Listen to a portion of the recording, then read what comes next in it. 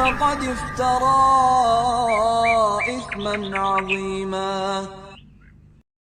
بسم الله الرحمن الرحيم. السلام عليكم ورحمة الله وبركاته. إن الحمد لله نحمده ونستعينه ونستغفره ونعوذ بالله من شرور أنفسنا وسيئات أعمالنا.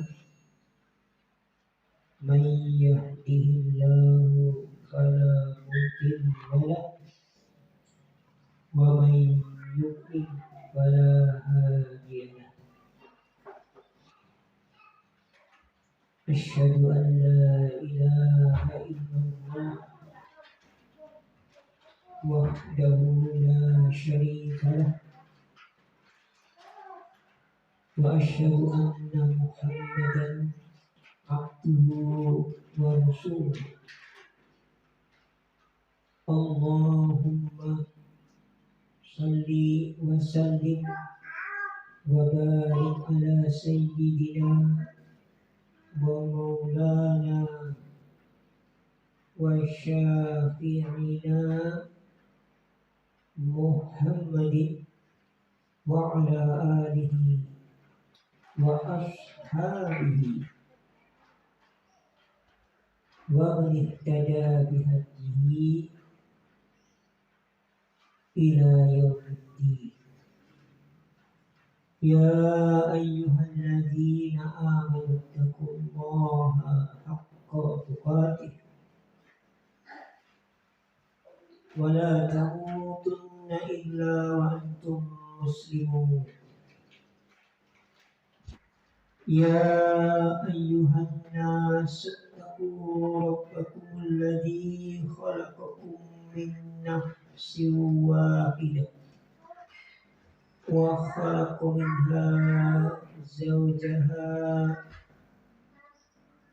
وبث منهما رجالا كثيرا ونساء. واتقوا الله الذي تساءلون به والأرحام إن الله كان عليكم رقيبا. يا أيها الذين آمنوا اتقوا الله وقولوا قولا سديدا يصلح لكم أعمالكم ويغفر لكم ذنوبكم ومن يطع الله ورسوله فقد فاز فوزا عظيما. أما بعد فإن أصدق الحديث كتاب الله وخير الهدي هدي محمد صلى الله عليه وآله وسلم وشر الأمور محدثاتها وكل محدثة بدعة وكل بدعة ضلالة.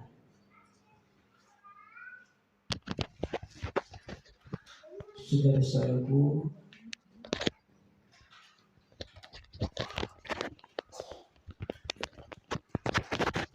ikhwani fiddin, akhwati fillah, rahimani wa rahimakumullah. Barakallahu fikum. Alhamdulillah, Allah subhanahu wa ta'ala menyampaikan umur kita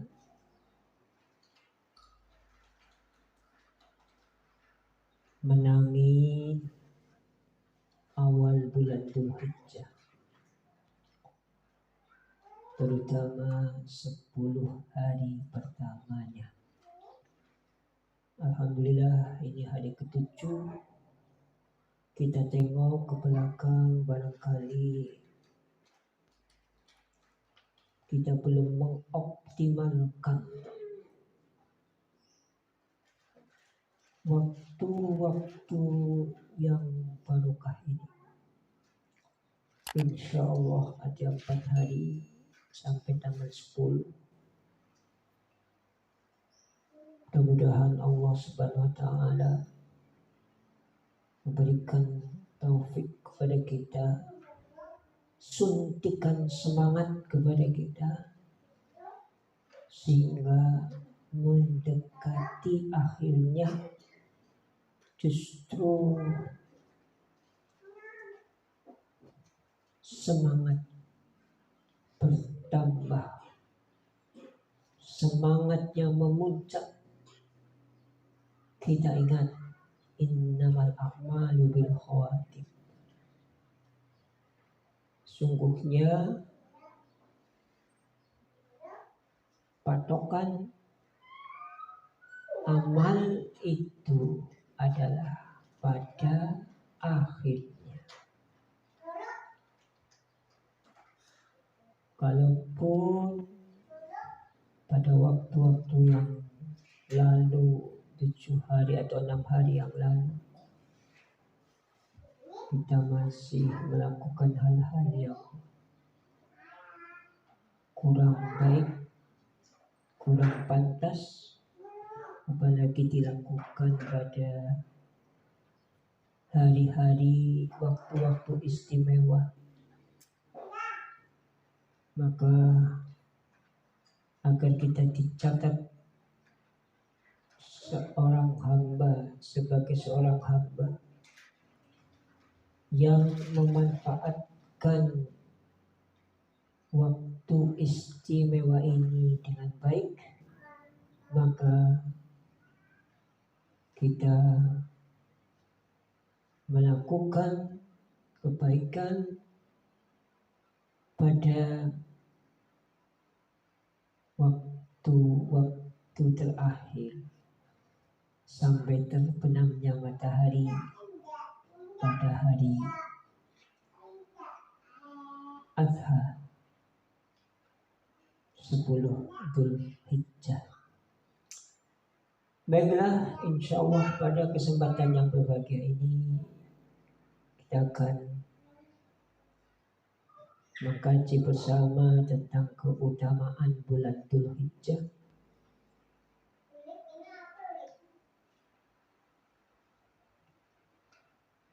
Tercakup di dalamnya puasa Arafah.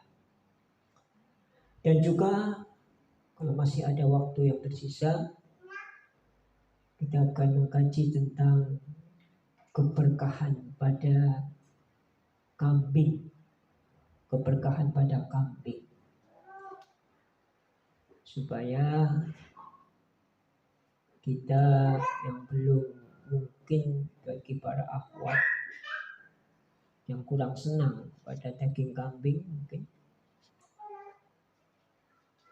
mencoba agar paling tidak doyan lah, ya. Karena salah satu makhluk Allah yang diberkahi, sehingga syariat akikoh kambing,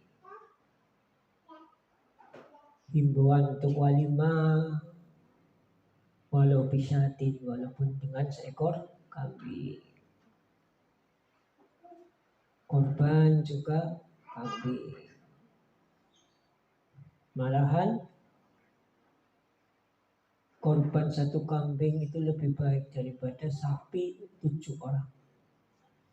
Jadi kalau kita disuruh memilih sapi urunan orang 7 atau satu kambing, maka yang utama satu kambing, walaupun nilainya sama. Sapi satu urunannya 3.500.000, kambing 3.500.000. Tetapi korban kambing untuk 1 orang lebih baik daripada korban sapi untuk 7 orang. Pak, bagaimana kalau sapi 1 orangnya lebih baik lagi? 7 orang itu kan paling banyak.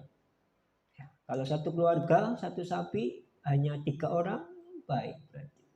Lebih baik daripada sapi untuk 7 orang. Lebih baik lagi sapi 1 orang. Kalau onta di sini nggak ada ya. Mungkin kalau ada, itu yang paling baik, korban onta. Baik, yang pertama 10 hari bulan Dzulhijjah.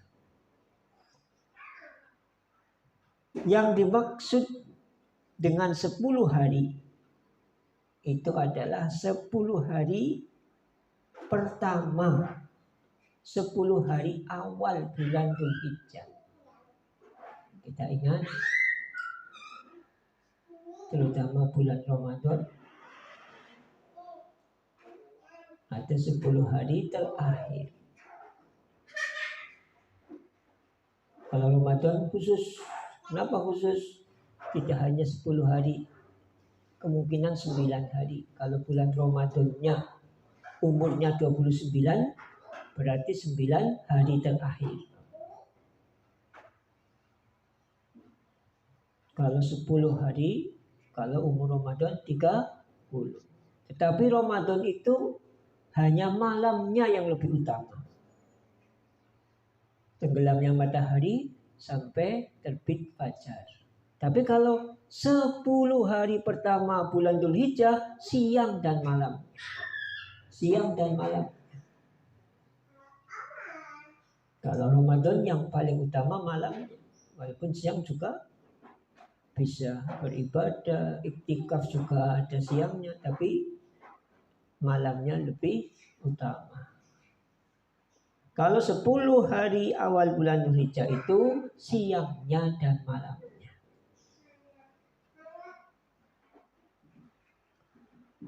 Allah Subhanahu wa taala menyebutkan dalam Al-Qur'an, jadi 10 hari pertama bulan Dzulhijjah itu ada dalam Al-Qur'an. Bahkan Allah Subhanahu wa taala bersumpah dengan 10 hari. Di sini 10 malam. Kenapa malam? Karena pergantian hari. Bulan Komariah itu diawali dengan malam. Kalau bulan Syamsiah diawali dengan pagi. Makanya jam berapa? Jam 1 pagi. Ada jam dini hari, 1 dini hari. Dalam Al-Quran, surat Al-Fajr ayat 1 dan 2, Allah Subhanahu wa taala berfirman, "Wal fajri wa layalin ashr." Wal fajr wa layalin ashr. Demi fajar. Wa layalin ashr, dan malam-malam yang 10. Kalau Allah Subhanahu wa taala bersumpah dengan makhluknya, hanya Allah yang bersumpah dengan makhluknya. Kita sebagai makhluk tidak boleh bersumpah dengan nama makhluk. Kita ya sebagai makhluk bersumpah dengan nama Allah, demi Allah. Ya. Tapi kalau Allah Subhanahu wa taala kok bersumpah dengan makhluk, berarti makhluk yang Allah bersumpah dengannya mempunyai keistimewaan, mempunyai sesuatu yang spesial yang tidak dimiliki makhluk lainnya. Keistimewaan yang spesifik.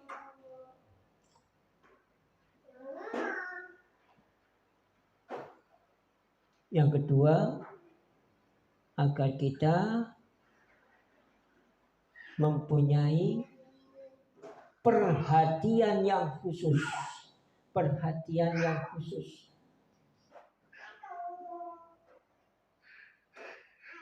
Secara global Allah Subhanahu wa taala bersumpah dengan beberapa momen waktu.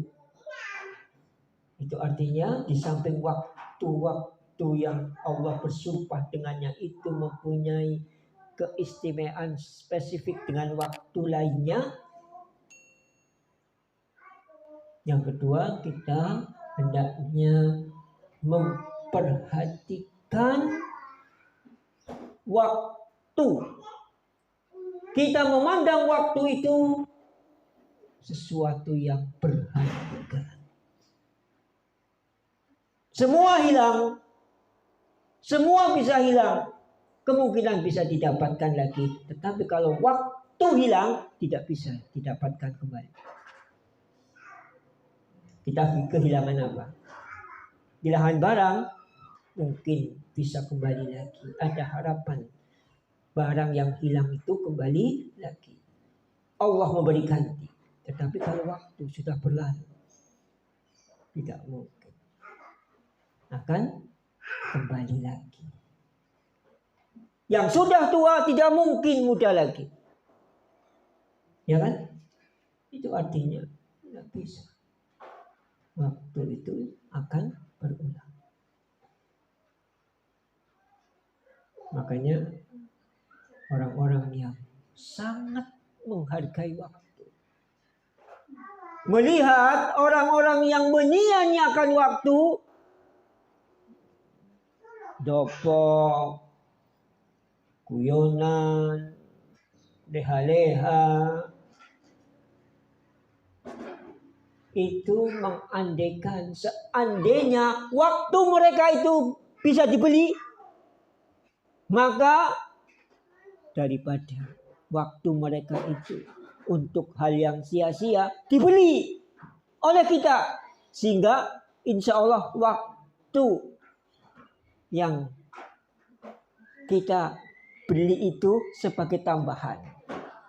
Ya.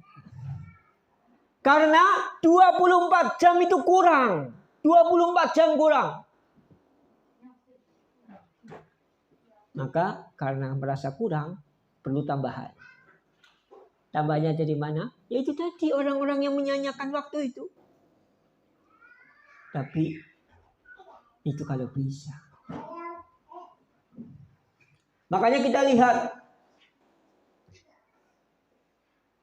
Allah Subhanahu wa taala berfirman atau bersumpah dengan waktu. Walaili waduha wan nahar wal fajri walayalin ashr. Itu waktu. Wal asri waktu. Wasubhi waktu subuh. Ya kan? Ada semua kan? Fajar, subuh, siang, malam. Ada semua. Termin waktu dalam sehari semalam. Termasuk walayalin ashr. Malam-malam yang 10. Nah, kemudian ulama tafsir, mayoritas ulama tafsir itu menjelaskan yang dimaksud walayalin ashr. Layalun ashr itu adalah 10 hari awal bulan Dzulhijjah. Sebagaimana yang disebutkan oleh ulama tafsir terkemuka Al-Imam At-Tabari rahimahullah ta'ala dan Al-Hafidz Ibnu Katsir rahimahullah ta'ala dalam kitab tafsir keduanya. Kemudian ada beberapa keutamaan dan keberkahan pada 10 hari awal bulan Dzulhijjah. Di antaranya, 1, keutamaan beramal soleh pada hari-hari ini melebihi pahala amal soleh hari-hari lainnya dalam setahun. Ya kan? Hemat-hemat. Setahun hanya sekali. Kalau bulan Ramadan itu 1 bulan. Nah kalau bulan Dzulhijjah yang istimewanya 10 hari. Ramadan aja yang istimewa 10 hari. Tadi sudah sebutkan. Kalau Ramadan 10 hari akhir itu hanya malam.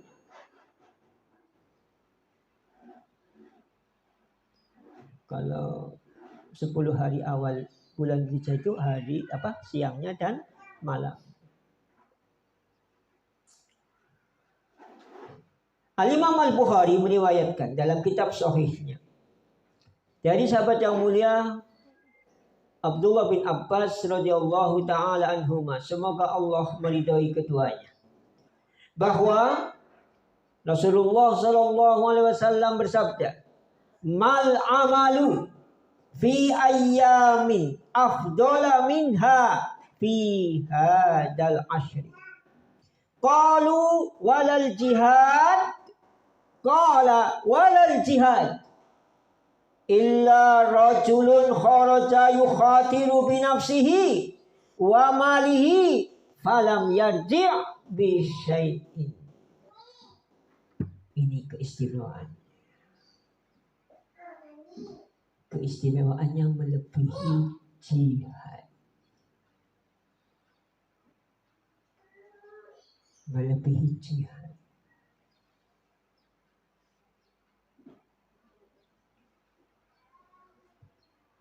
Yang menyamai jihad secara total. Apa jihad secara total? Wa yujahiduna bi amwalikum wa anfusikum. Berjihad dengan amwalikum, harta, wa anfusikum, dan jiwa. Dua hal ini paling dicintai oleh manusia. Gak ada orang yang gak cinta harta. Ya, kita cinta harta boleh? Boleh? Boleh, asalkan tidak terfitnah dengan harta. Bukti kalau cinta terhadap harta, adanya larangan idha'atul mal, menyia-nyiakan harta. Karena al-amwalu min ni'amillah, harta itu termasuk nikmat dari Allah.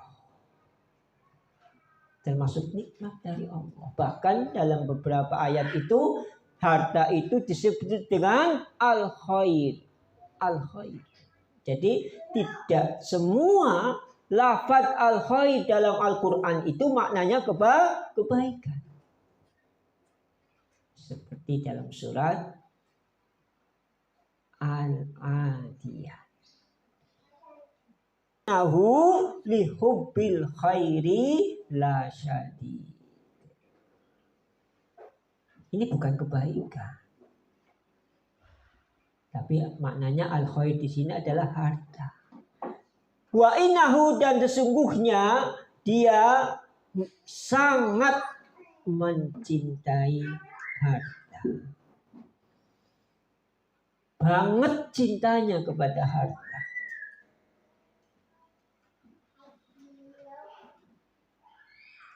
Kemudian yang kedua, harta tidak punya. Yang punya nyawa yang hanya satu-satunya. Nyawa yang hanya satu-satunya saja, kalau perlu dikorbankan, gak ada nyawa cadangan. Kalau harta mungkin suatu saat berusaha lagi, ikhtiar lagi, dapat harta lagi. Yang lalu sudah habis. Tapi kalau nyawa sudah satu habis, hilang, itu yang menyamai. Kita lihat hadisnya. Mal amalu fi ayamin afdala minha fi hadal ashri. Tidak ada amal perbuatan yang dilakukan pada hari-hari yang lebih utama daripada amal perbuatan yang dilakukan pada 10 hari ini. Maksudnya fi hadal ashri 10 hari pertama bulan Dzulhijjah. Amalan yang paling baik, hari yang paling baik.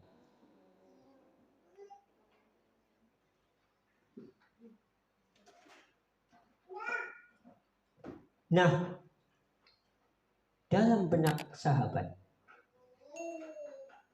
amalan yang paling baik itu adalah al-jihad. Dirwatu sanamil Islam, itu jihad. Puncak amalan Islam itu jihad. Nah, ketika Rasulullah SAW mengabarkan pada 10 hari pertama bulan Dzulhijjah, itu amal yang dilakukan pada hari itu melebihi keutamaan amal-amal yang dilakukan pada waktu-waktu selainnya.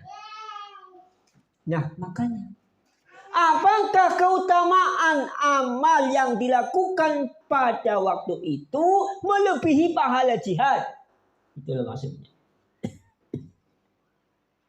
Karena amalan yang paling tinggi dalam Islam itu adalah jihad fisabilillah.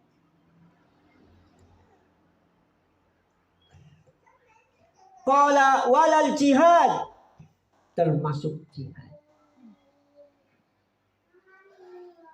Jadi keutamaannya melebihi jihad. Kemudian illa, ini yang menyamai. Kalau jihad biasa, ya itu masih belum menyamai. Terus jihad yang bagaimana?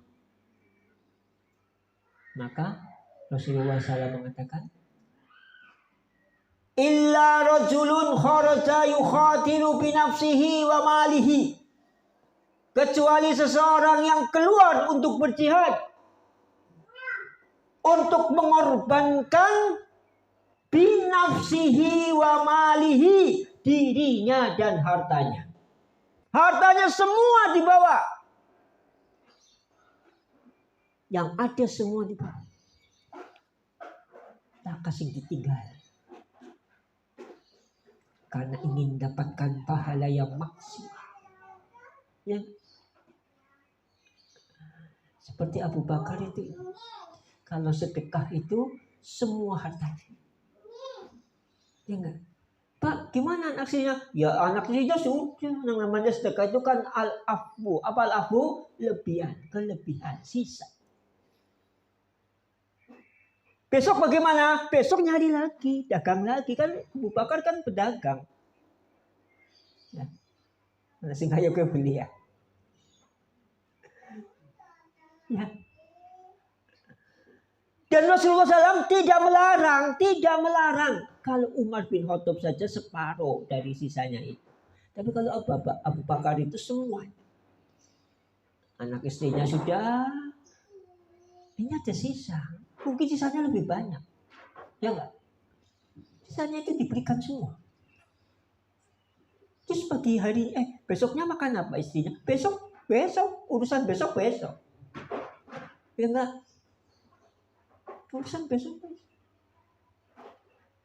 Makanya kan Masya Allah ya. Keimanan Abu Bakar itu kalau ditimbang, ini perbandingannya. Keimanan semua umat berarti kan tidak termasuk Rasulullah.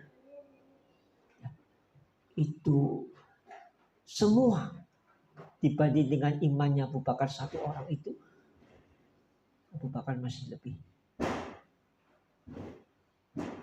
Itu.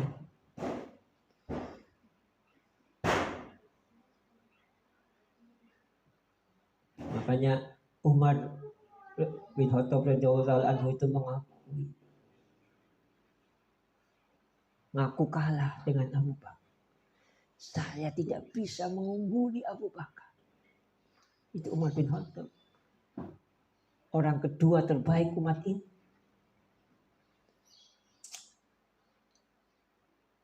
Falam yarji bisyai'in. Ketika orang ini ya keluar jihad, hartanya semua dibawa, tidak pulang atau pulang tidak membawa apa-apa, sudah meninggal, mati syahid, hartanya sudah habis. Enteng-entengan. Enteng-entengan. Orang bandane. Wong ya tinggal nama, pulangnya itu tinggal nama. Itu yang bisa menyamai. Ya, kita kan belum tentu jihad. Belum tentu menangi jihad. Walaupun sebagai seorang muslim itu ada keinginan. Jangan sampai tidak ada keinginan untuk jihad. Seseorang muslim kalau tidak bercita-cita, minimalnya ingin jihad atau ingin mati syahid dalam jihad itu mati dalam cabang kemunafikan. Kenapa sih? Karena orang munafik takut perang. Masa orang muslim takut jihad? Apa bedanya kalau orang munafik? Ya enggak? Nifak amali.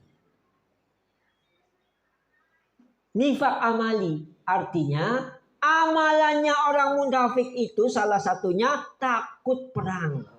Makanya kan anggar perang kan keri-keri orang munafik.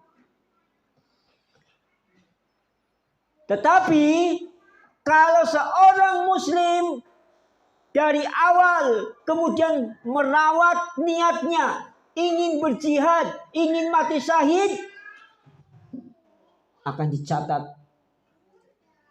Fa insya Allah akan diberi pahala jihad walaupun meninggal di atas kasur.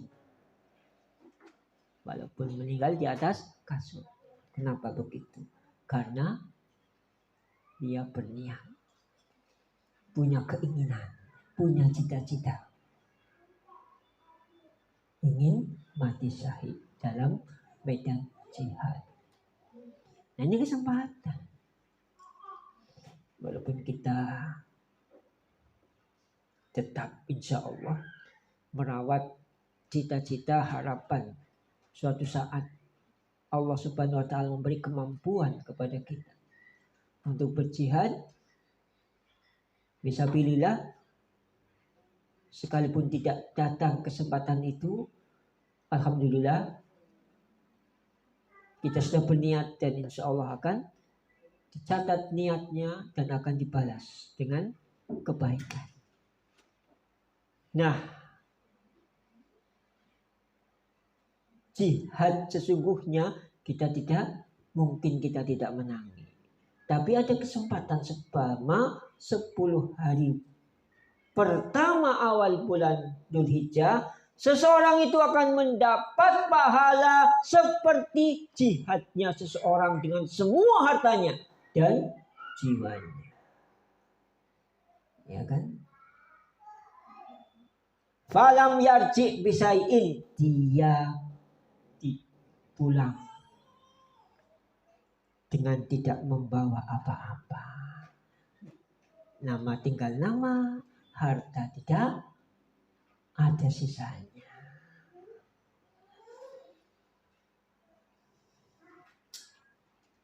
Alhamdulillah, harta kita utuh. Sedekah go 10 hari pertama Dzulhijjah apa kabeh. Kan kayak Abu Bakar, ya kan? 10 dinatok tapi kan orang salah fase. 10 dinatok, 10 hari saja. Setiap hari sedekah.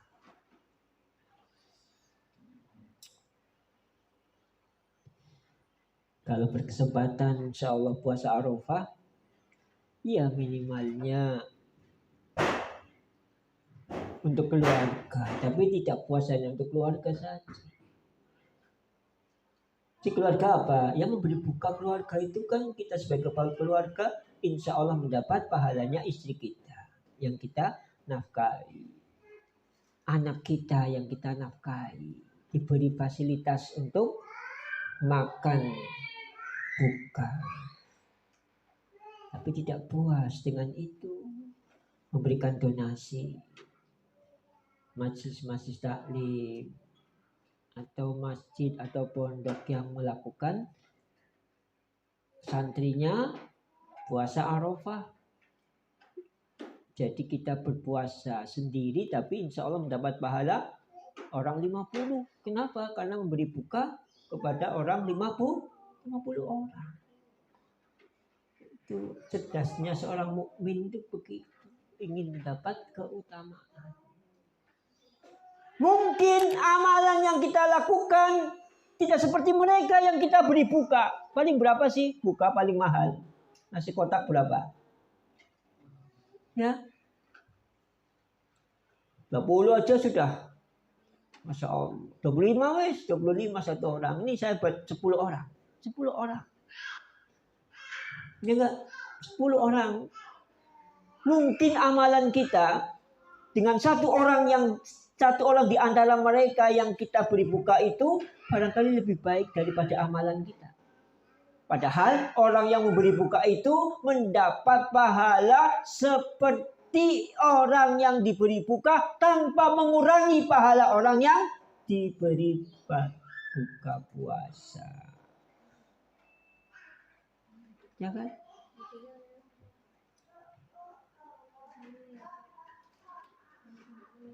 Hadis ini dikeluarkan oleh Imam Bukhari rahimahullah ta'ala dalam kitab Sahih. Hadis ini menjadi dalil atas keumuman berpuasa pada 10 hari bulan Dzulhijjah. 9 berarti ya. Karena 10 hari, tahun 10-nya itu haram. 9 hari. Barangkali ya memang ada perbedaan pendapat tentang hadis tentang berpuasa selama 9 hari, 1 sampai 9. Tetapi ada dalil umumnya. Walaupun dalil khusus, ada perbedaan pendapat tentang derajat hadisnya. Nah, ini dalilnya umum. Apa dalilnya umum? Mal amalu. Amal apa saja. Termasuk puasa. Jadi nggak usah rudu lah. Tahu rudu ya? Nggak usah rudu, nggak usah bertengkar. Wah, itu kan hadisnya bukan nggak sahih ini dalil umum saja. Sepakat enggak? Sepakat, ini riwayat Bukhari, kok nggak sepakat gimana? Ya enggak? Sepakat. Mal amalu, amal apa saja, termasuk puasa. Dalam riwayat yang lain kan salah satu amal yang dicintai puasa.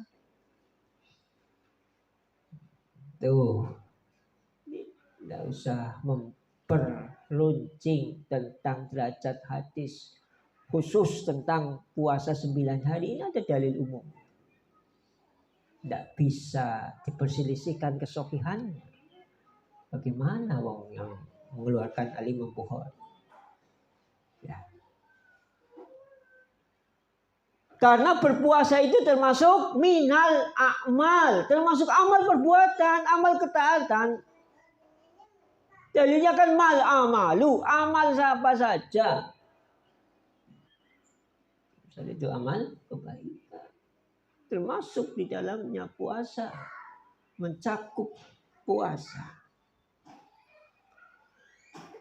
Dan tidak boleh berpuasa pada hari raya kurban sebab diharamkan. Makanya bukti bahwa ibadah itu tauqifiyah. Puasa ibadah bukan ibadah, tapi kalau dilarang ya tidak dilakukan. Paling tidak kan 5 hari. Hari tasyrik 3 hari, 2 hari raya. 5 hari dalam 1 tahun. Yang jelas keharaman. Sedikit. Tapi namanya dilarang ya haram hukumnya walaupun puasa. Makanya tidak bisa dijadikan dalil. Kalau semata-mata amal soleh, tetapi bagaimana Rasulullah SAW memberi tuntunan. Tidak ada yang mengingkari puasa itu termasuk amal soleh. Tapi kan ada puasa yang wajib, ada yang sunnah, ada yang makruh, ada yang haram.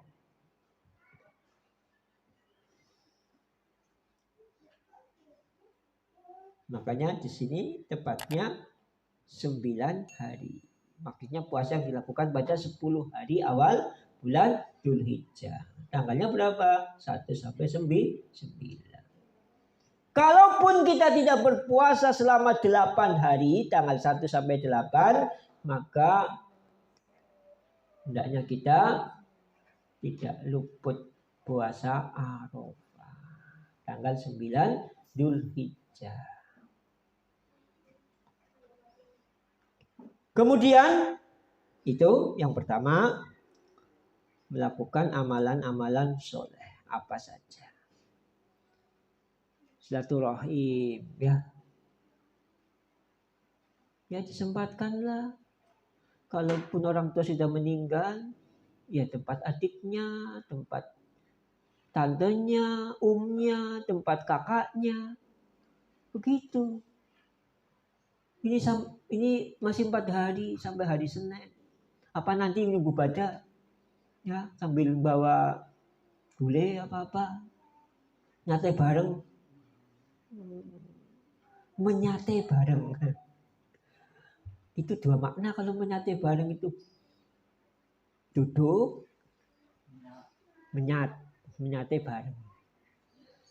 Tapi kalau menyate ya sampai duduk sambil nyate, bukan hanya menyate saja. Duduk sambil nyate, bangunnya juga sambil duduk juga bareng. Ya, itu. Makanya kalau kita hari-hari ini ya, yang kemarin yang 6 hari belum silaturahim. Ya, beda silaturahim yang dilakukan pada 10 hari awal penjajah dengan silaturahim pada waktu-waktu lainnya. Orang tua ke anak juga nggak apa-apa. Siapa yang melarang? Ada larangan orang tua mengunjungi anak? Nggak ada. Jangan, wah kau ibarat mana yang kita kalau sudah beamblang orang mana ya kita ke sana. Nanti begitu sama adiknya. Dia sebagai kakak menteni adine, diparani adik. Tidak ada. Yang muda mendatangi yang tua menunggu datangnya yang muda. Yang kita harapkan hanya pahala dari Allah. Tidak ada gengsi-gengsian, tidak ada korban perasaan dalam silaturahim itu. Ya. Yang kedua, disyariatkan bertakbir pada hari-hari ini. Ini amalan yang sudah langka. Bahkan mungkin aneh. Lupa ada kok takbir anak kecil. Karena sudah banyak ditinggalkan orang. Sehingga seakan-akan ajaran yang aneh. Lah sama lafadznya takbir dengan takbir hari raya. Allah Akbar, 2 kali bisa, 3 kali bisa. La ilaha illallah, Allah Akbar, walillahilhamd. Sama saja. Itu namanya takbir mu'allaq yang tidak terkait dengan waktu. Antum sedang naik motor, sedang naik mobil, tapi Ada ungkapan dari ulama, jangan sampai diam. Jangan sampai diam bibir kita itu. Takbir, tahmid, tahlil pada hari-hari ini. Jangan sampai mingkem. Rugi kalau mingkem. Karena nilai pahala takbir yang kita lakukan pada hari-hari ini berbeda. Pahalanya, keutamaannya daripada bertakbir, bertahlil, bertahmid pada waktu selain 10 hari pertama bulan Dzulhijjah.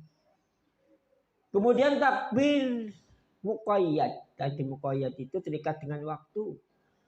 Subuh hari Arafah sampai asar tasyrik. Setelah sholat fardu. Tapi kalau mu'allaq apa tadi? Ya, mu'allaq itu tidak terikat.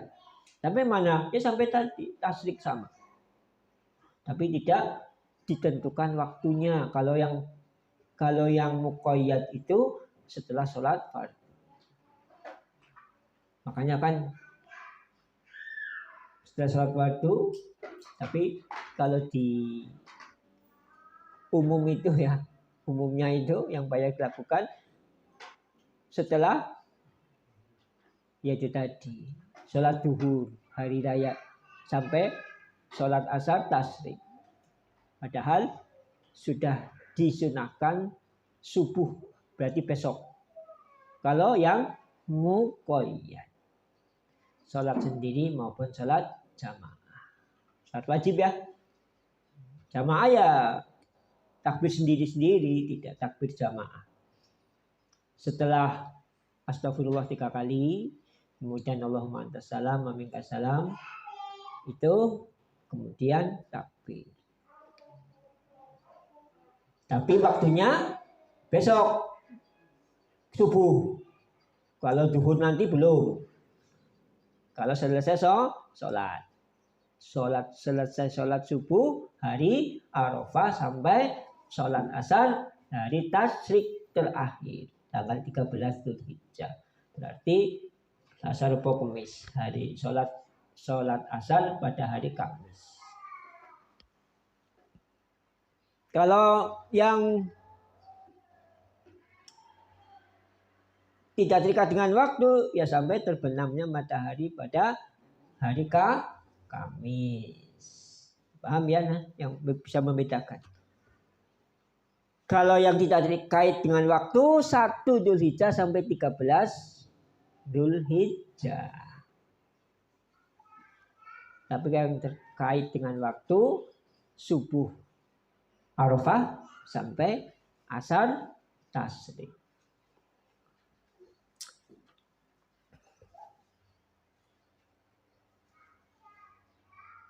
Bahkan Ibnu Umar radhiyallahu taala anhu dan Abu Hurairah radhiyallahu anhu bertakbir di pasar. Kemudian yang lain mengikuti. Orang aneh-aneh ngomong apa itu ajaran apa. Apalagi yang melakukan Ibnu Umar sama Abu Hurairah. Ya nggak apa-apa sambil pembelajaran nanti kan tanya, Mas kok takbir? Nah, kesempatan antum dakwah. Insya Allah kita mendapat pahala tersendiri.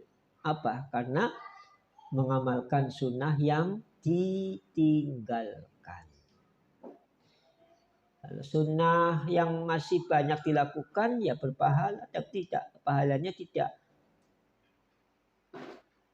plus. Karena masih banyak orang melakukan. Tapi kalau yang sudah jarang dilakukan, bahkan sudah terlupakan, nah pahalanya itu lebih besar. Karena mengamalkan ketika dilalaikan orang, dilalaikan manusia. Makanya antum kalau cerdas tadi, cari di samping sunnah-sunnah yang masih banyak dilakukan, antum bisa melihat fenomena sunnah-sunnah yang sudah dilupakan. Itu antum jalankan, itu pahalanya plus. Kenapa plusnya? Karena antum menghidupkan sunnah yang ditinggalkan banyak orang.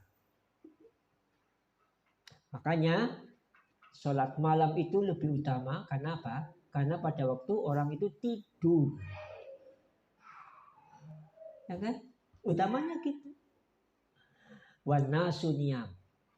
Sedangkan manusia pada saat itu niyam, tidur.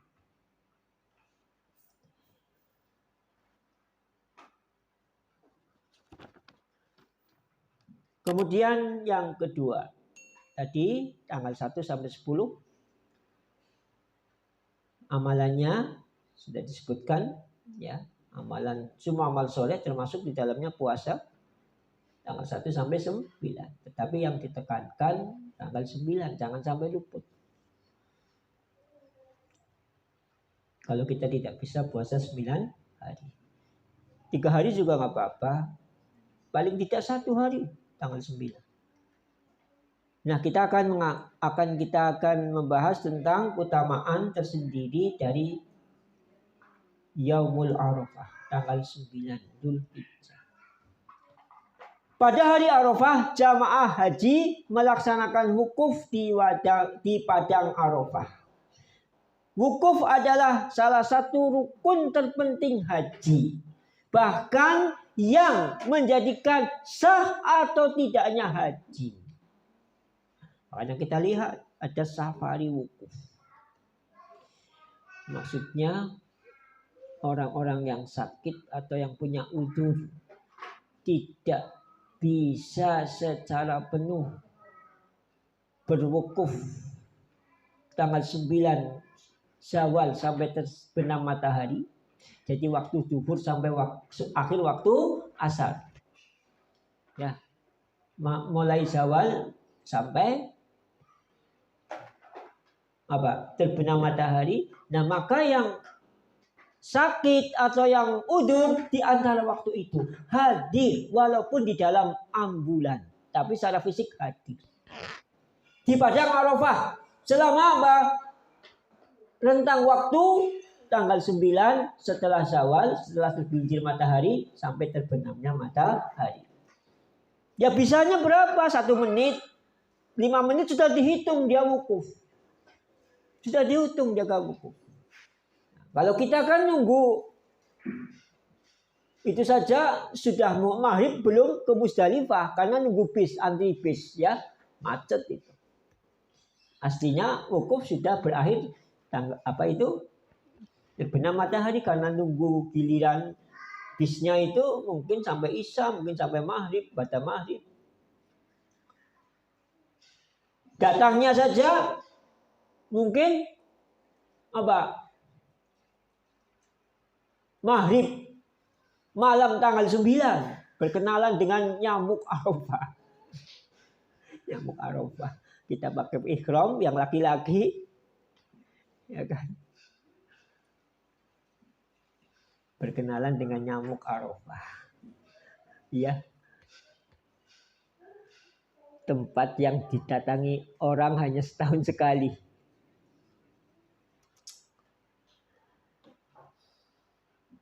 Hari Arafah memiliki keutamaan yang besar dan keberkahan yang melimpah. Di antaranya Allah menghapus dosa-dosa orang yang berpuasa pada hari itu 2 tahun. Dosa 2 tahun. Dosa yang dimaksud di sini adalah dosa kecil. Dosa kecil. Tapi kalau pada saat itu kita tobat dengan dosa besar kita pada hari Arafah, bukan tidak mungkin dosa besar kita itu akan dihapus karena diiringi dengan tobat. Diiringi dengan tobat.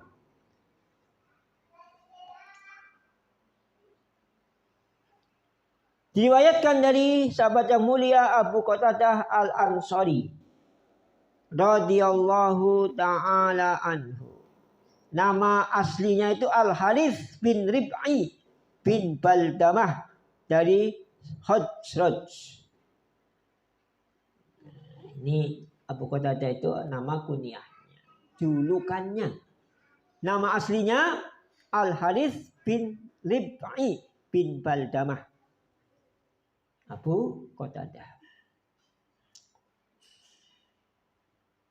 Anna Rasulullah sallallahu alaihi wasallam su'ila an saumi yaumi Arafah. Faqala yukaffirus sanatal madiyata wal baqiyah. Sesungguhnya Rasulullah sallallahu alaihi wasallam pernah ditanya tentang saumi yaumi Arafah, an saumi yaumi Arafah, tentang puasa hari Arafah. Utamaannya apa? Faqala, maka Rasulullah sallallahu alaihi wasallam bersabda, yukaffirus sanatal madiyah wal baqiyah. Puasa Arafah yang hanya sehari itu tetapi akan menghapus dosa 1 tahun sebelumnya dan 1 tahun sesudah. Itu keutamaan. Yang pertama, keterangan dari Al-Imam Ibnu Qayyim rahimahullah ta'ala. Kenapa puasa Arafah itu menghapus dosa 2 tahun. Al-madiyah wal baqiyah. Tetapi puasa Asyura, puasa 10 Muharram itu hanya menghapus dosa 1 tahun yang telah lalu. Mesti ada bedanya. Maka Al-Imam Ibnu Qayyim rahimahullah ta'ala mengungkap perbedaan. Kenapa kalau puasa Arafah itu menghapus dosa 2 tahun, setahun sebelumnya dan setahun setelahnya, kalau puasa Muharram hanya setahun sebelumnya.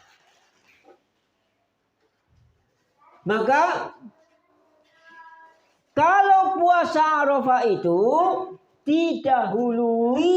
sebelumnya didahului dengan bulan haram. Apa bulan haram sebelum Dzulhijjah? Bulan haram sebelum Dzulhijjah apa? Dzulqa'dah. Dan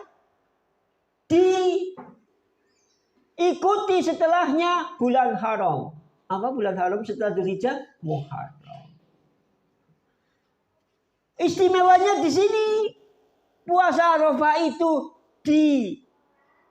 didahului sebelumnya dengan bulan haram Dzulqa'dah, kemudian diikuti setelahnya bulan haram Muharram. Kalau Muharram puasa 10 Muharram itu hanya menghapus dosa 1 tahun karena didahului dengan bulan Muharram yaitu Dzulhijjah, tetapi tidak diikuti setelahnya bulan haram. Karena bulan Safar itu bukan bulan haram. Bulan haram berapa? 4. Yang 3 itu berurutan, yang 1 terpisah. Yang berurutan apa? Dzulqa'dah, Dzulhijjah, Muharram.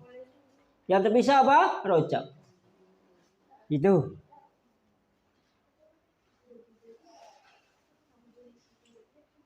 Al-Imam Ibnu Qayyim rahimahullah ta'ala menyingkap rahasia. Kenapa puasa Arafah menghapus 2 tahun, tetapi puasa Asyura menghapus dosa 1 tahun.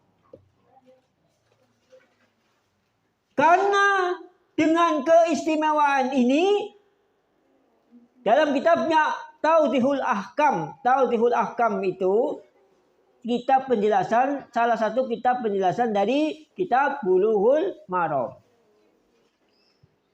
Juz 3 halaman 201, Asy-Syaikh Abdullah Al-Bassam Syarih Asy-Syarih yang menjelaskan Kitab Bulughul Maram mengatakan para ulama telah bersepakat bahwa puasa Arafah merupakan puasa sunnah yang paling utama.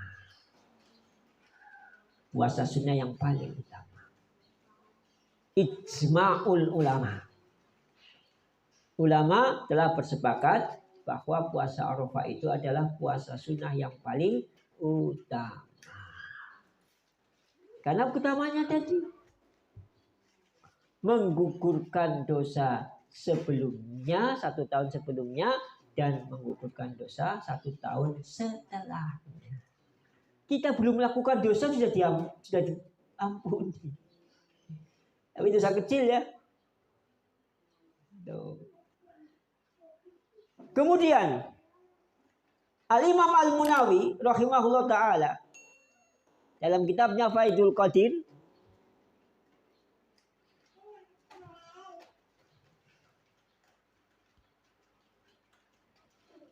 kitab penjelasan dari Al-Jami'us Shaghir. Al-Jami'us Shaghir.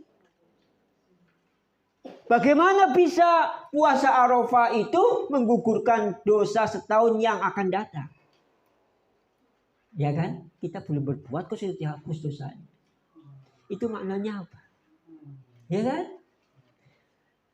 Kalau yang sudah iya, sudah dilakoni.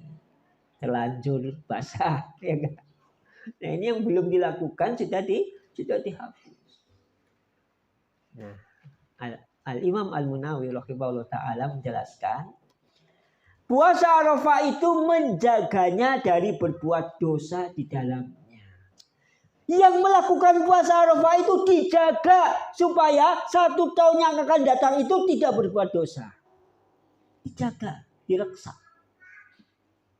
Terjaga. Tercegah dari berbuat dosa. Terhalang dari berbuat dosa. Ya, setahun yang akan datang. Jadi besok puasa, setahun yang akan datang itu akan terjaga, terhalangi, dan tercegah dari perbuatan dosa. Yang pertama, yang kedua, atau memberikan pahala yang bisa menggugurkan dosa-dosanya.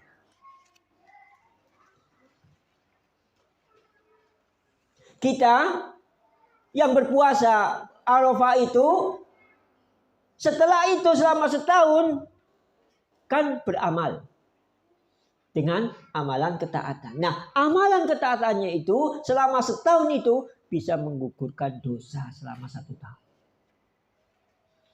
Ya, yang pertama tadi tercegah dari berbuat dosa. Yang kedua diberi taufik untuk beramal dan amalannya itu akan menggugurkan dosa-dosanya. Yang ketiga, ini pentingnya kita ngaji dengan bimbingan ulama. Mungkin selama ini kita hanya tahu, puasa Arafah itu menghapus dosa setahun yang lalu dan tahun yang datang. Hikmah di balik lafaz hadis yang mulia itu apa? Makna yang tersurat itu apa? Yang tersirat, makna yang tersirat itu apa? Kalau tersurat kan yang jelas, yang disebutkan dengan jelas itu tersurat. Kalau tersirat itu yang tidak disampaikan secara jelas dan diungkap oleh para a'immatul muhaddisin atau ulama hadis. Yang ketiga, menggugurkan dengan sesungguhnya.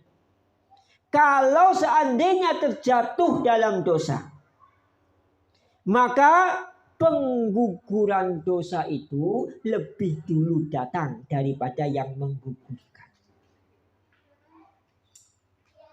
Apa tadi yang menggugurkan dosa? Amalan. Bisa jadi orang yang berpuasa Arafah belum mengamalkan, tetapi dengan keutamaan ibadah puasa Arafahnya itu akan menggugurkan dosanya sebelum mengamalkan kebaikan yang bisa menggugurkan dosanya. Dengan sendirinya. Puasa Arafah itu akan menggugurkan dosa sebelum beramal. Ya kan? Kita belum beramal, terlanjur berbuat dosa, dosanya itu sudah digugurkan. Dengan apa? Dengan pahala puasa Arafah. Ya, jadi ada 3 kemungkinan tadi, saya ulangi lagi. Yang pertama, terhalang dari berbuat dosa. Nah, yang kedua, seandainya dia terjerumus dalam dosa, kemudian setelah terjerumus dalam dosa itu, berbuat amal kebaikannya itu akan menggugurkan dosanya. Yang kedua. Yang ketiga,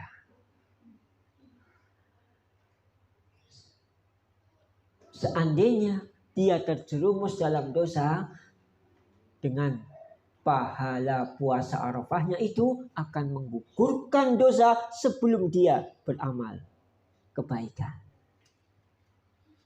Ya, kan innal hasanata yuzhibnas sayyi'at. Sesungguhnya kebaikan itu akan menghapus kejelekan. Nah, belum beramal hasanat itu sudah sayyi'ahnya itu sudah hapus. Dengan apa kok sayyi'atnya hapus? Dengan pahala puasa Arafah. Enak apa enak? Ya, Masya Allah, apalagi kita menjaga setiap tahun puasa Arafah. 1 tahun diampuni, 1 tahun akan datang belum, 1 tahun sudah akan datang, istilahnya sudah pol kita puasa lagi Arafah. Ya kan, tahun yang datang yang baru lagi. Sehingga sepanjang tahun insya Allah hanya dengan amalan puasa Arafah, belum amalan yang lain.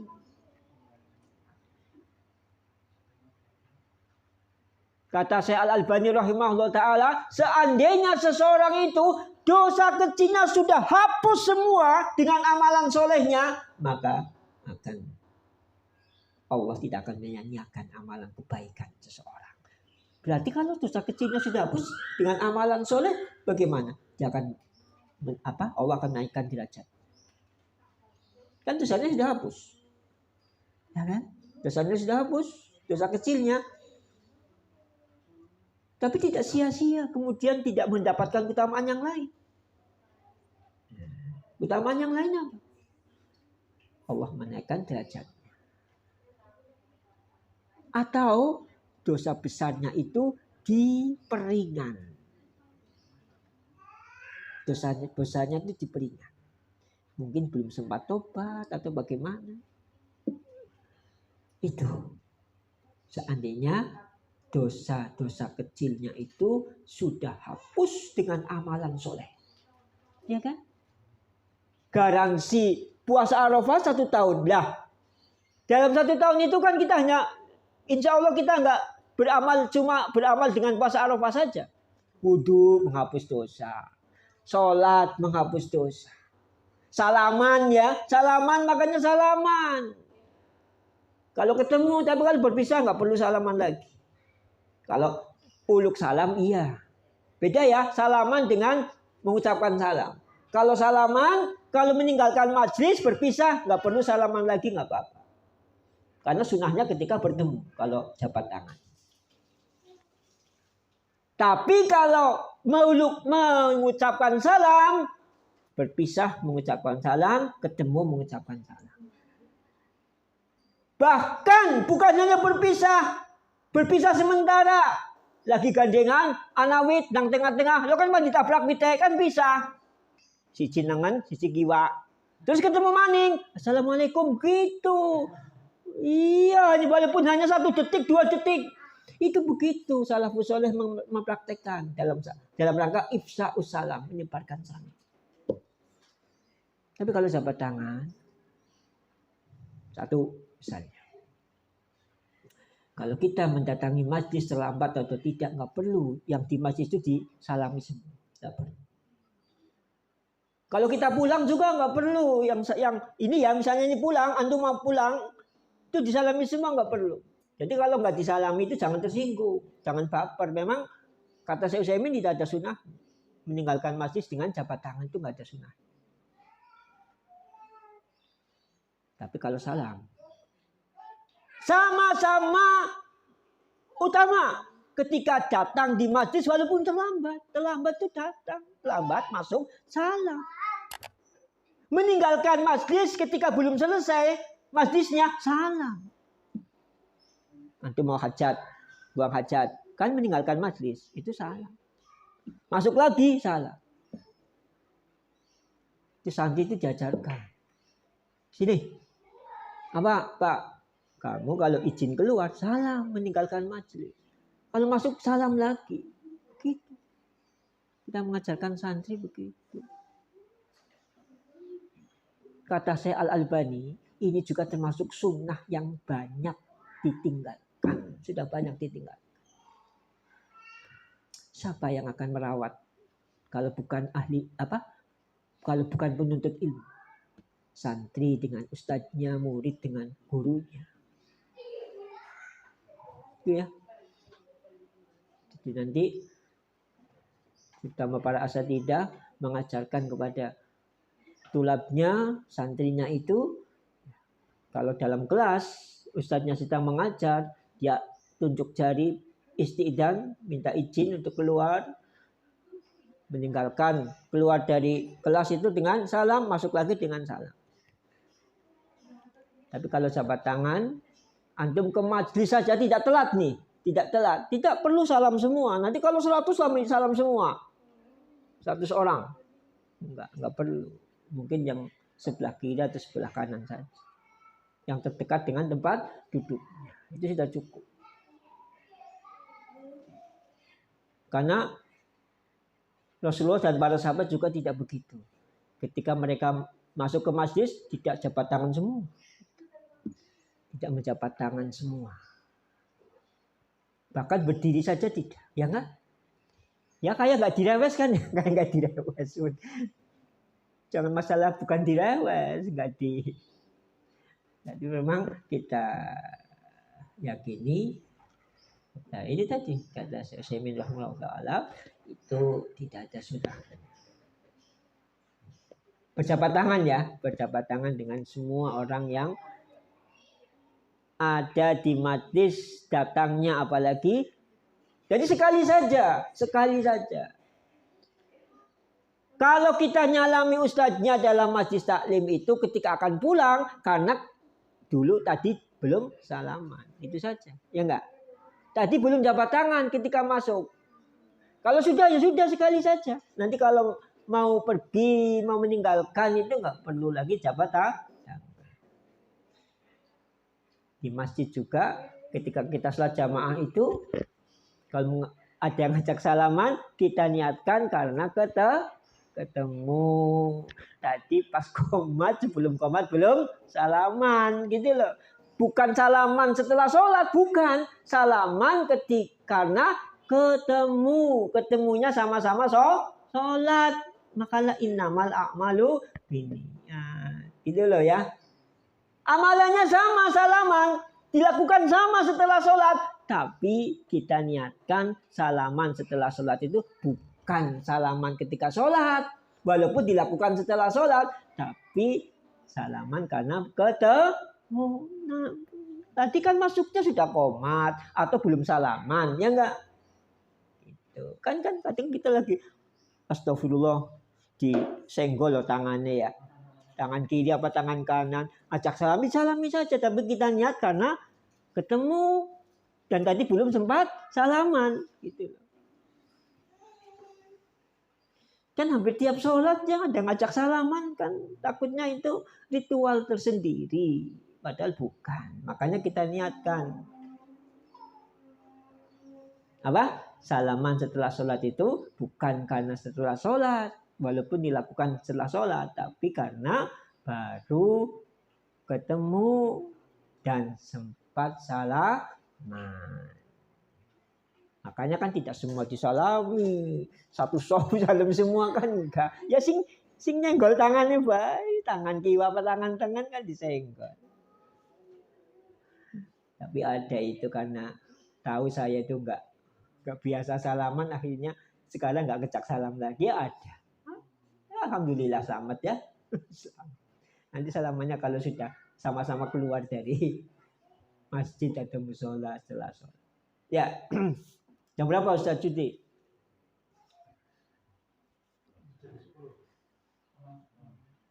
10 menit. Kemudian, ini ada yang keterangan juga yang insya Allah penting. Puasa Arafah itu disunahkan bagi orang yang tidak sedang berada di padang Arafah. Maksudnya sedang wukuf. Kalau petugas sopir ambulan ya bisa tetap puasa.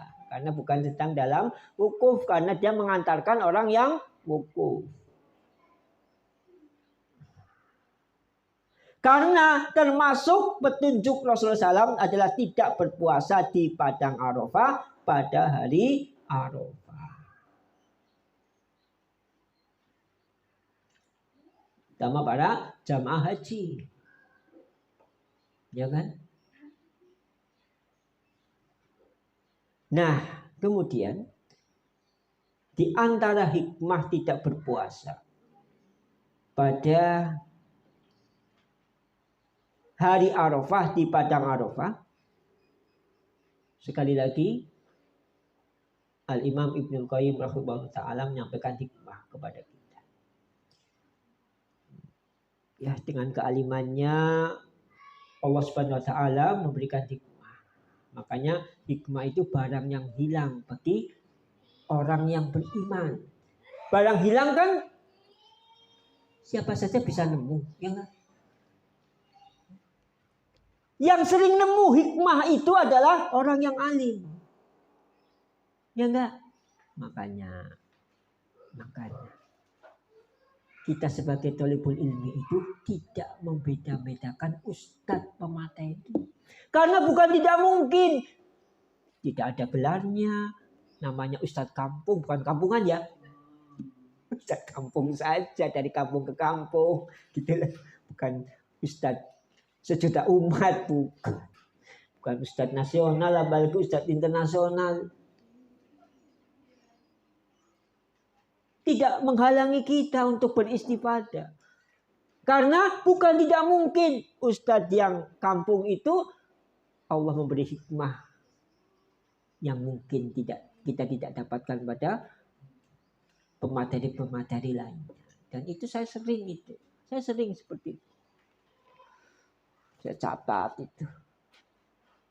Bukan ilmu baru. Maksudnya saya baru nemu hikmah itu.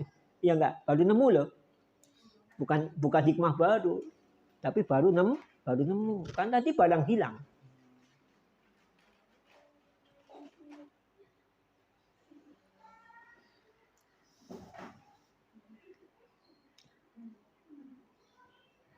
Kenapa? Orang yang di Arafah tidak dianjurkan untuk berpuasa pada tanggal 9 puasa Arafah itu. Untuk lebih menambah kekuatan dalam berdoa. Coba, tadi kan zawal sampai terbenam matahari. Pas lagi ngelih-ngelih ya kan? Wukuf kan zawal sampai terbenam matahari. Padahal di sana yang hawanya relatif lebih panas daripada di sini. Itu hikmahnya. Agar kita yang wukuf di sana itu lebih konsen untuk doa. Karena dilakukan pada saat-saat kritis orang berpuasa. Bagaimana tidak kritis setelah zawal kan? Ya, bukan setelah subuh. Setelah subuh kan masih segar bar sahur, ya enggak? Tapi waktu utama kan zawal sampai terbenam matahari. Bagaimana kalau berpuasa? Antum bayangkan. Masya Allah ya ulama itu ya. Meningkap hikmah itu dikaitkan dengan apa? Ritualnya bagaimana, waktunya bagaimana.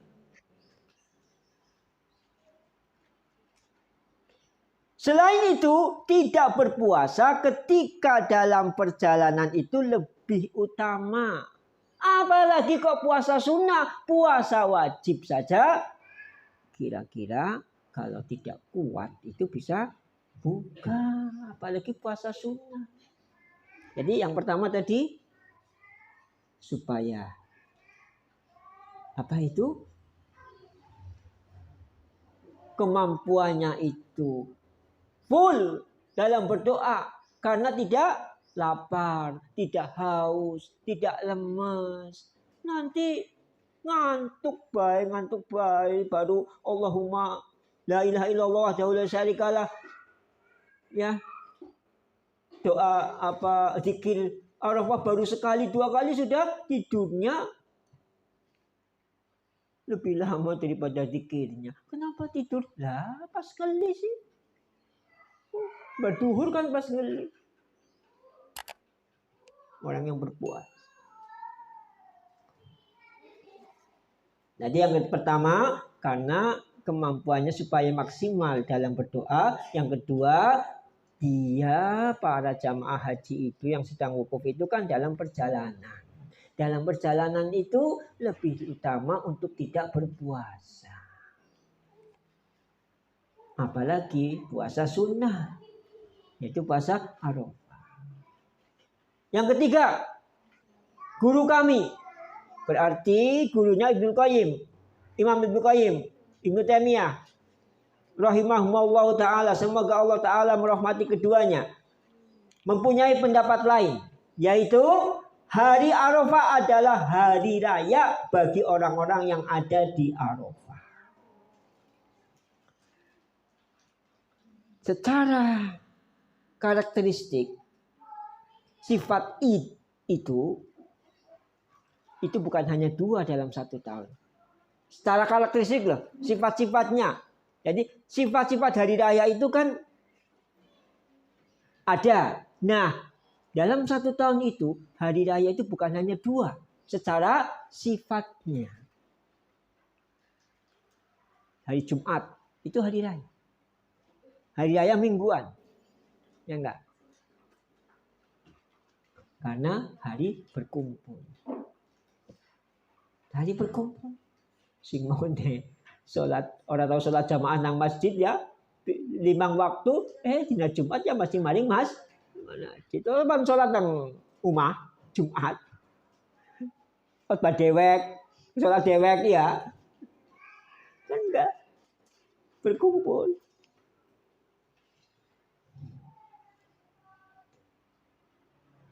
Karena mereka berkumpul di sana seperti berkumpulnya orang-orang pada hari raya. Jadi sifat hari raya itu adalah berkumpul. Nah, makanya ada sholat Id. Itu salah satu sifatnya. Sekarang, yang kedua, kenapa hari tasyrik itu hari raya? Hari raya itu hari tasyrik itu hari raya. Kenapa? Karena diharamkan untuk berpuasa. Hari tasyrik berkumpul enggak? Enggak kan? Tapi ada sifat hari raya yang lain, yaitu diharamkan untuk berpuasa. Sebagaimana berpuasa haram pada hari Idul Fitri, berpuasa haram pada Idul Adha. Hari Jumat gimana? Ada yang memakruhkan. Kalau sendiri. Walaupun bukan haram. Tapi makruh kalau hanya sholat Jumat sendiri. Kalau puasa Jumat, hari Jumat sendiri. Yang bukan puasa wajib ya. Kalau mau puasa, ikutkan Kemis dengan Kemis atau Sabtu. Jumat Sabtu atau Kemis Kemis Jumat. Karena Jumat sifatnya hari raya. Makanya sekarang ada yang sedekah kalau nggak sarapan berjumat. Karena hari makan-makan hari Jumat itu. Hari raya. Ya kan? Kita keluar dari bangun dari wiridan sholat Jumat, ada yang memberi nasi bungkus. Kalau itu ada juga di Beberapa tempat ngundang makan setelah sholat Jumat. Ya. So, kalau Al-Itqan bikin masjid itu khotibnya itu diajak makan misalnya. Jangan pulang saja nggak disalami. Salami kasap iya, tapi kan tak wirendi sing nyalami sing amplopi sing salaman kasap mungkin utusan yang diwakilkan. Ya, itu. Ya mungkin sekedar medang apa-apa gitu. Ya, tiap mukminin gitu ya saja. Enggak. Jumat loh. Enggak setiap Jumat berarti. Jumat tertentu saja. Iya. Al-Mu'minun. Oh dulu, sekarang enggak. Oh Anur. Di Al-Marzuq juga ya kayaknya sekarang. Ya, iya salah kan.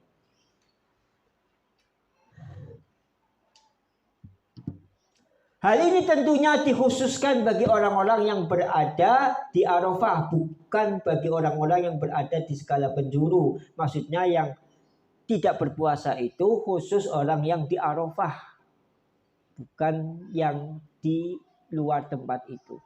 Karena hari rayanya terbatas. Hari raya untuk orang yang ada di Arafah. Karena Arafah tempat berkumpul. Ketika itu kan berkumpul satu dari mana saja di seluruh dunia berkumpul. Tanggal 9 waktunya zawal matahari sampai terbenamnya matahari. Yang ketiga, keberkahan hari Arafah adalah banyaknya orang yang dibebaskan Allah pada hari itu dari api neraka. Bukan hanya yang wukuf saja, yang tidak wukuf itu ada peluang untuk dientaskan dari neraka. Kemudian Allah mendekat ke langit dunia serta membangga-banggakan jamaah haji di hadapan malaikat. Jadi nuzulnya Allah itu ketika sepertiga malam terakhir setiap hari, kemudian setahun sekali mendekat ke langit dunia pada hari Arafah. Ya kan? Berarti waktu itu mulia. Ya kan? Karena Allah Subhanahu wa taala berkehendak mendekatkan ke makhluknya, mendekati makhluknya. Mendekati makhluk.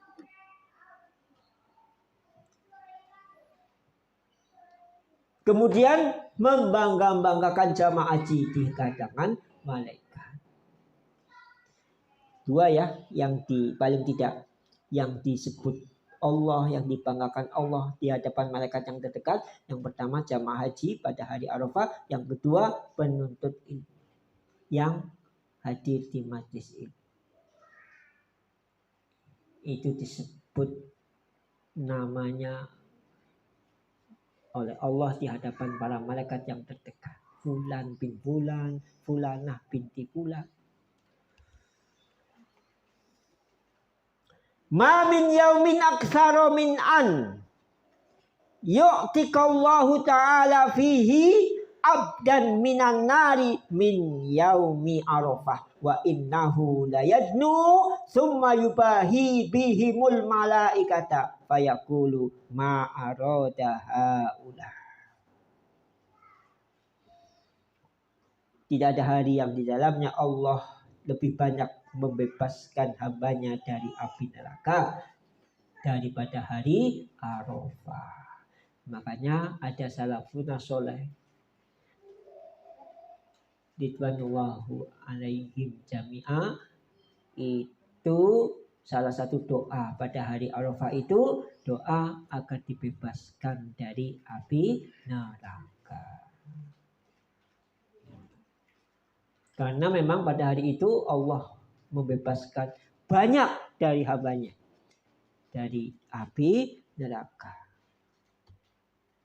Sesungguhnya Allah mendekat, kemudian membangga-banggakan mereka para jamaah haji di hadapan para malaikat, kemudian berfirman, ma'arodaha ulah, apa yang mereka inginkan. Makanya ada faedah di sini, kita di samping doa yang disampaikan para nabi ya ketika hari Arafah, la ilaha illallah wahdahu la syarikalah lahul mulku wa lahul hamdu wa huwa ala kulli syai'in qadir, itu banyak dilantunkan pada hari Arafah. Maka di sela-sela itu bisa berdoa sesuai dengan hajat kita. Kemudian yang ketiga, berdoa agar dibebaskan dari siksa api neraka. Karena pada hari itu Allah Subhanahu wa taala banyak membebaskan hambanya dari api neraka. Ma'aradaha ula, apa yang mereka inginkan. Berarti menunjukkan bahwa kita juga boleh atau dianjurkan untuk berdoa sesuai dengan hajat kita pada hari Arafah. Karena Allah memberikan jaminan akan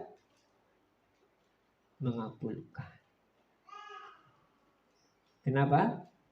Karena Allah mendekat ke langit dunia. Sebagaimana Allah turun di langit dunia pada sepertiga malam terakhir. Sepertiga malam terakhir itu ketika Allah turun di dunia itu, Allah juga berfirman, barang siapa yang memohon ampunan akan aku ampuni, barang siapa yang minta akan aku penuhi, ya kan? Begitu. Hari Arafah juga begitu. Itu saja yang bisa sampaikan ya, tentang keberkahan kambing. Ada ya yang lain besok aja mungkin dah, lain kali, karena kita perlu, kasihan ada kiriman di WA itu kambing yang terfitnah. Kenapa begitu? Orang tensinya naik, sing di paido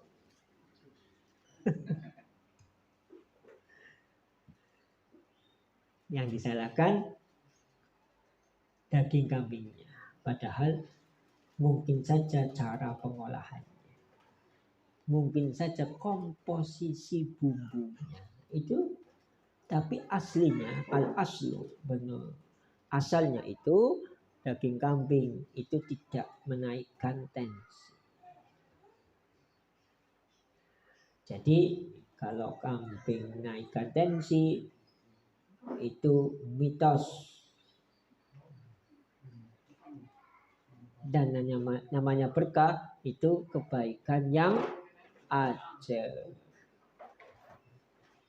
Tapi karena waktunya sudah habis, maka mudah-mudahan lain kali supaya yang tidak doyan kambing jadi doyan kambing. Katanya berengus dan sebagainya. Nah, kalau kambing tidak berengus ya, kalau bagi saya nggak sedap ya.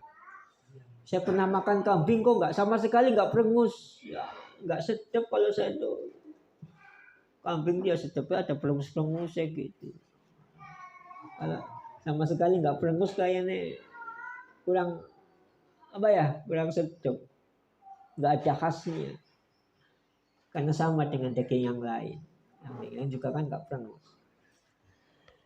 Jazakumullah khairan atas perhatiannya. Mudah-mudahan Allah Subhanahu Wa Taala berikan taufik kepada kita sehingga kita bisa memaksimalkan dan mengoptimalkan waktu yang masih tersisa, kurang lebih 3 hari atau 3 hari lebih sedikit untuk menyempurnakan